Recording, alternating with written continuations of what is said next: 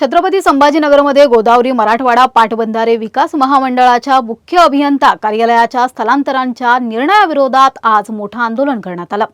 मराठवाडा बहुजन विकास आघाडी आणि महाविकास आघाडीच्या वतीने आयोजित करण्यात आलेला हा भव्य मोर्चा 7 हिल परिसरातून सुरू होऊन गोदावरी मराठवाडा पाटबंधारे विकास महामंडळाच्या कार्यालयावर धडकला। यावेळी आंदोलकांनी कार्यालय स्थलांतराचा निर्णय तात्काळ रद्द करण्याची मागणी करत जोरदार घोषणाबाजी केली आहे। आंदोलनादरम्यान जलसंपदा मंत्री राधाकृष्ण विखे पाटील यांच्या विरोधातही घोषणाबाजी करण्यात आली।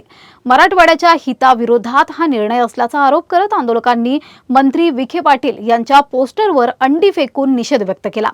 मोर्चाच्या पार्श्वभूमीवर कोणताही अनुचित प्रकार घडू नये यासाठी पोलिसांचा मोठा बंदोबस्त तैनात करण्यात आला होता।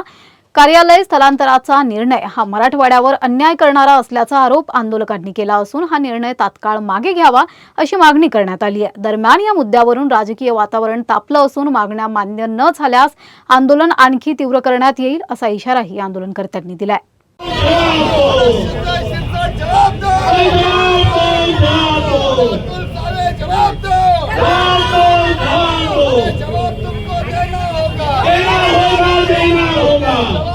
विखे पाटील यांनी नांदेडला स्थलांतर करण्याचा जो निर्णय घेतलेला आहे तो निर्णय अत्यंत बेकायदेशीर आहे। त्याला नियामक मंडळाची मान्यता नाही। जल नियामक मंडळाची मान्यता नसताना फक्त आदेशावरून मान्य कार्यकारी संचालकांनी हा निर्णय घेतलेला आहे आणि म्हणून आमची मागणी आहे की पहिल्यांदा हा निर्णय रद्द करावा। आणि दुसरी आमची मागणी आहे की आमचं जे मराठवाड्याचा जे मांदाडे समितीची नेमली होती मराठवाड्याच्या पाण्यावर ती त्वरित बरखास्त व्हावी।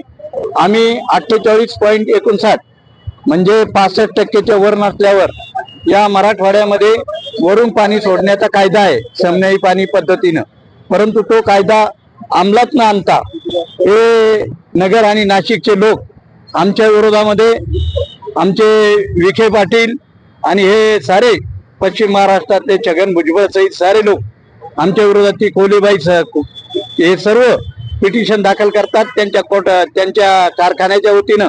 म्हणून 15 ऑक्टोबरला पाण्याची डेडलाईन असताना आम्हाला 30 ऑक्टोबरच्या नंतरच समजा पाऊस कमी पडला तर आम्हाला पाणी मिळतं।